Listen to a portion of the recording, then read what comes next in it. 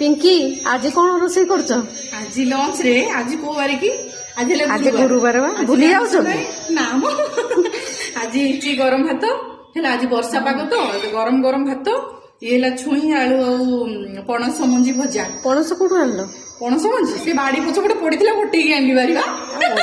ତମେ ତ ଭଲ ରୋଷେଇ କରୁଛ ଗୋଟେଇ ଗାଟେଇକି ଆଉ। ନା ନା ନା ୟାକୁ ହଉଛି ମାର୍କେଟ ରୁ ଆସିଥିଲା ଆଉ ମାର୍କେଟ ରୁ ଆସିଥିଲା ତାକୁ ଭଜା ହେଇଛି ତାର ମଞ୍ଜି ଟା। ପଣସ ତ କେହି ମାନେ ଖାଉନା ଆମେ ତାର ସେଇ ବାହାର କରିଦେଇକି ଏଟା ତା ମଞ୍ଜି ଟା ଭଜା ହେଇଛି ଆଉ ସୋରିଷ ମସଲା ଦେଇକି ଆଉ। ଇଏ ହେଲା ବଡି ପିଆଜ ହେଲା ବଡି ଚୁରା ପିଆଜ। ଇଏ ହେଲା ଆଳୁ ବଡି ବାଇଗଣ ସମସ୍ତଙ୍କର ତ ଏଇଟା ଫେବରାଇଟ ସବୁଆଡେ ତ ଏଇଟା ହୁଏ ବି। ଆଳୁ ବଡି ବାଇଗଣ ଆଉ ଛୁଇଁ ପଡିକି ତରକାରୀ ହେଇଛି ସାରୁ ବି ପଡିଛି ଏଥିରେ। ଏଇଟା ହେଲା ଆମ୍ବ ଏଇଟା ହେଲା ସନ୍ତୁଳା।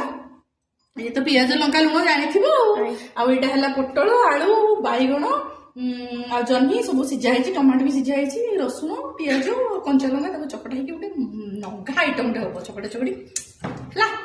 ଆଜି ଏତିକି ହେଇଛି ଆଇଟମ ଆଜି ଦେଖିଲା ବେଳକୁ ପୁରା କଣ ହେଇଯାଉଛି ମୋର ଦେହ। ଖାଇଦିଅ ଖାଇଦିଅ ଖାଇଦିଅ।